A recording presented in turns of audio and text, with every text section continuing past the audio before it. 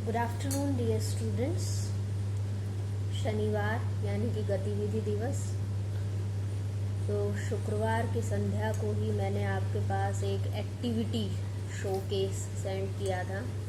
जिस भी बच्चे ने उसको ओपन करके देखा होगा उसको उम्मीद है बेहद पसंद आया होगा। उसमें अलग अलग एक्टिविटीज़ दी गई हैं आपके लिए, जैसे कलरिंग एक्टिविटीज़ है, अलग अलग सब्जेक्ट से रिलेटेड उसमें एक्टिविटीज़ हैं, एसएस से, मैथ से, ऐसे। तो काफ़ी कुछ है उसमें आपके लिए नया, जो आप करेंगे तो आपकी जानकारी में वृद्धि होगी। आज की जो ये वीडियो मैं आपके लिए लेकर आई हूँ, ये शनिवार गतिविधि विशेष वीडियो मैंने तैयार किया है। हिंदी अध्यापिका होने के नाते मैं चाहती हूँ कि बच्चों की जो हिंदी शब्दावली है वो भी काफ़ी विस्तृत और परिष्कृत हो। इसलिए आज हम अ अक्षर से जो भी शब्द मुझे लगे कि आपको उनके नवीन अर्थ पता होने चाहिए, ऐसे शब्द आज मैं आपके सामने लेकर आई हूँ। तो सबसे पहला शब्द हमने लिया है अनेक। अनेक आप कई बार पढ़ते हैं पुस्तक में भी कि राम के पास अनेक कलम है, या एक से जब आप वचन बदलते हैं तो भी अनेक शब्द का आप इस्तेमाल करते हैं। पर कई बार क्या होता है कि हमें अगर किसी शब्द का अर्थ अचानक बताने को कहा जाए तो हम कई बार भ्रमित हो जाते हैं। इसलिए अनेक शब्द का आपको ध्यान रखना होगा। अर्थ होता है कई। अनेक का अर्थ होता है कई, बहुत सारे, यानी कि जब आप बोर्ड कराते हैं तो जो शब्दावली है आपकी उसमें बजाय कि कई शब्द के, बहुत शब्द के, ये सामान्य चीज़ें हैं, आप अनेक शब्द का भी इस्तेमाल कर सकते हैं। अगला शब्द है अपेक्षा। अपेक्षा शब्द आता है कई बार, पर हम उसका अर्थ नहीं जान पाते या अपेक्षा और उपेक्षा दोनों में कंफ्यूज हो जाते हैं। तो जो अपेक्षा शब्द है उसका अर्थ होता है की बजाय, यानी कि इसकी अपेक्षा आप ये कर लीजिए, या इस काम की बजाय आप इस काम को प्राथमिकता दे सकते हैं। तो अपेक्षा का अर्थ होता है की बजाय। या कई बार अपेक्षा का हम अर्थ आशा के अर्थ में भी लेते हैं कि मुझे राम से बहुत अपेक्षा है। उपेक्षा का इसके विपरीत अर्थ होता है किसी की निंदा करना, किसी को हीन दिखाना। तो अपेक्षा का क्या अर्थ होगा कि बजाय, या किसी से आशा का भाव रखना। अपूर्ण, जब आप कार्य पूरा नहीं करते तो आपकी अभ्यास पुस्तिकाओं की जांच किए जाने पर आपकी अध्यापिकाएं, अध्यापकगण लिखते हैं कि कार्य अपूर्ण है, कार्य को शीघ्र पूरा करें। तो अपूर्ण शब्द का अर्थ होता है अधूरा।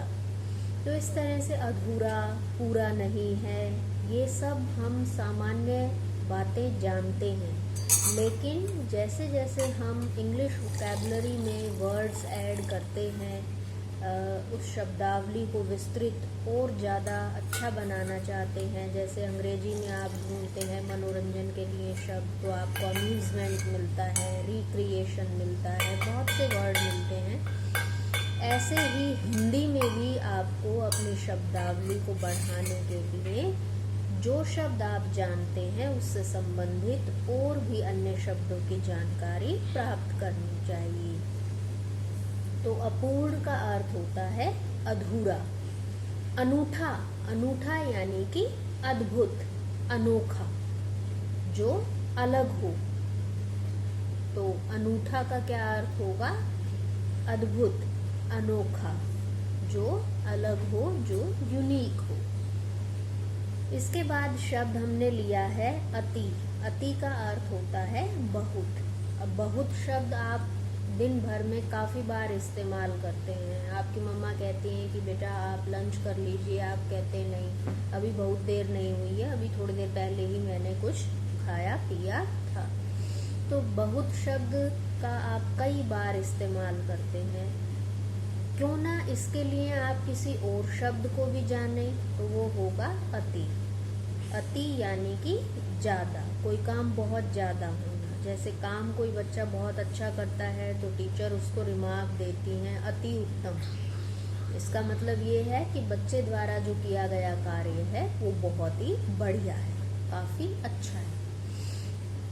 अंतर्गत यानी कि किसी काम के बीच में आना, अंतर अंतः जमा गत, यानी कि किसी काम के बीच में, किसी बात के बीच में, या किसी को आधार के रूप में दर्शाना कि ये जो पर्सन है ये तो इस पाठ के अंतर्गत आता है, यानी कि उसमें शामिल होना, किसी चीज में से बीच में से उठाया जाना भी आप कह सकते हैं। अंतराल यानी कि कुछ समय, थोड़ा समय, जब हम कहते हैं ना कि अभी मुलाकात हुई है और अभी कुछ अंतराल के बाद हम दोबारा मिलेंगे, तो अंतराल का मतलब है थोड़े समय बाद। अहम, अहम शब्द का अर्थ होता है मुख्य, अहम भूमिका है आपकी कक्षा में। अगर किसी विद्यार्थी को हम ये कहें तो अहम का अर्थ होता है मुख्य, यानी कि काफी बड़ी भूमिका है, काफी महत्वपूर्ण रोल है किसी बच्चे का कक्षा में।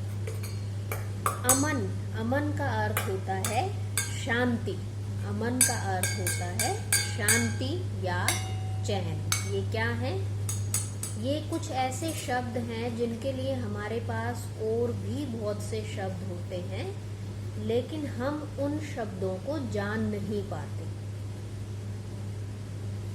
अंग्रेजी भाषा सीखिए, फ्रेंच सीखिए, बहुत अच्छी बात है, लेकिन जो मातृभाषा है हमारी हिंदी, उसके सामान्य शब्दों के अलावा जो और भी हम उन्हीं शब्दों के लिए दूसरे शब्द इस्तेमाल करते हैं, जिन्हें कई बार सुनकर हम आश्चर्यचकित रह जाते हैं। क्यों? क्योंकि हमें पता ही नहीं होता कि जिस शब्द को हम जानते हैं ये उसी शब्द के लिए एक दूसरा शब्द यहाँ पर आया है। कई बार ऐसा हो जाता है। बहुत सी प्रतियोगिता परीक्षाएं आगे चलकर होती हैं जिनमें आप जानते हैं कि प्रश्न क्या है, क्या करना है, लेकिन अगर उसमें कोई शब्द गहन हिंदी, शुद्ध हिंदी में ज़्यादा दे दिया जाए तो आप उसको या तो कारणवश, त्रुटिवश आप उसको अनुचित कर देते हैं, या उसमें कहीं ना कहीं आपको भ्रांति रहती है कि पता नहीं मैंने ठीक भी किया है या नहीं।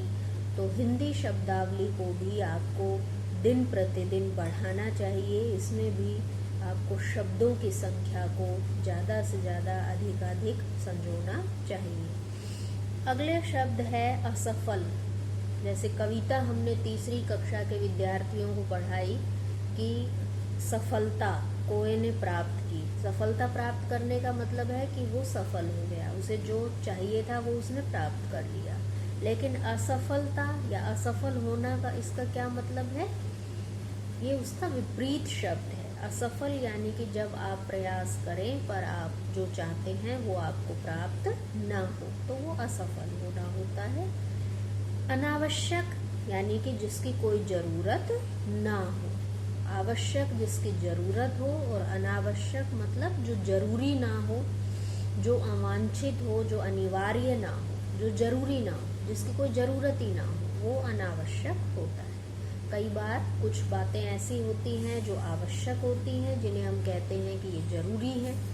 कई बार कुछ बातें ज़रूरी नहीं होती, तो ज़रूरी नहीं होना, दो शब्दों को जोड़ने की बजाय हम उस भाव के लिए एक ही शब्द दिखा देते हैं, अनावश्यक। तो इस तरह से आपने देखा कि ये सब शब्द जो हमने सीखे, इनके बारे में भी आप जानते हैं, पर जब इनका हम अधिकाधिक इस्तेमाल करना सीख जाते हैं, तो जो आप जब वार्तालाप करेंगे, जब संवाद आप आगे बढ़ाएंगे, तो जो शैली है आपकी, आपका जो बातचीत करने का तरीका है, वो काफ़ी प्रभावी लगेगा। कई जो महिला पुरुष हैं, जिन्हें वो ये मानते हैं कि नहीं, जब हम इतने जटिल और इस तरह के शब्दों का जो बिल्कुल ही परिष्कृत हो, शुद्ध हो इस्तेमाल करते हैं, तो बातचीत करते वक्त एक बनावटीपन लगता है, जबकि ऐसा नहीं है। इस बात को सीधे तौर पे नकारते हुए मैं यही स्पष्ट करना चाहूँगी कि आज की जो हमारी पीढ़ी है वो एक ऐसी भाषा की तरफ, उसको सीखने सिखाने की तरफ दौड़ रही है कि जिसमें वो जहाँ जिस मिट्टी में उन्होंने जन्म लिया है उसी के चंद शब्दों को जानकर भी नहीं समझ पाते हैं। तो इसलिए अन्य भाषाओं को सीखना भी अच्छा है, ज़रूरी भी है, समय की मांग है, तो समय के साथ हमें चलना होगा, ये बात तो तय है। लेकिन जो मातृभाषा है उस पर भी हमें पूरा ध्यान देना होगा। ऐसा ना हो कि कोई आपके सामने शुद्ध हिंदी का ही कोई शब्द बोले और आप उसे समझ भी ना पाएं और फिर आपको बनावटी हामी भरनी पड़े। तो इस तरह की बाधा, रुकावट या समस्याएं आपके सामने ना आए, इसलिए आप और भी क्या क्या कर सकते हैं, जैसे अखबार पढ़ें, कहानियों की पुस्तकें होती हैं अलग अलग, वो पढ़ें, पत्रिकाएं पढ़ें। जैसा कि लॉकडाउन की जो स्थिति है, अनलॉकडाउन पीरियड से अब हम गुज़र रहे हैं, तो कुछ एक जो बुक स्टॉल्स हैं वो खुलनी शुरू हो गई हैं। आपको जैसा सही लगे, उचित लगे, जिस भी तरफ आपकी रुचि हो उस तरह की आप पत्रिकाएं पढ़ें। कॉमिक्स बुक्स आती हैं, आप उनको पढ़ें। साथ ही एक सबसे अच्छा इसमें आप ये कर सकते हैं कि जो आपकी पुरानी किताबें हैं पिछली कक्षाओं की, आप उनको भी पढ़कर देख सकते हैं। अखबार जब आप पढ़ते हैं, ई पेपर जब आप ख़ास तौर पे आजकल सभी रीड कर रहे होंगे, तो क्या करना है कि उसमें आए हुए नवीन शब्दों की एक सूची बनाते हुए चलना है।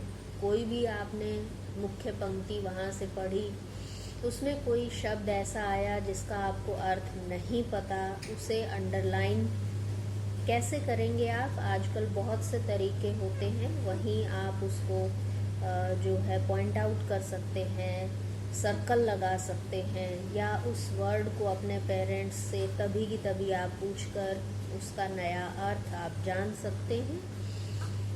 तो सभी से मेरा यही विनम्र आग्रह है कि आप हिंदी शब्दावली को भी परिष्कृत बनाएं, शुद्ध बनाएं और अपने शब्दकोश में आप क्या करें कि नए नए शब्दों को जोड़ना शुरू कर दें। स्वस्थ रहें, सुरक्षित रहें, इसी मंगल कामना के साथ धन्यवाद।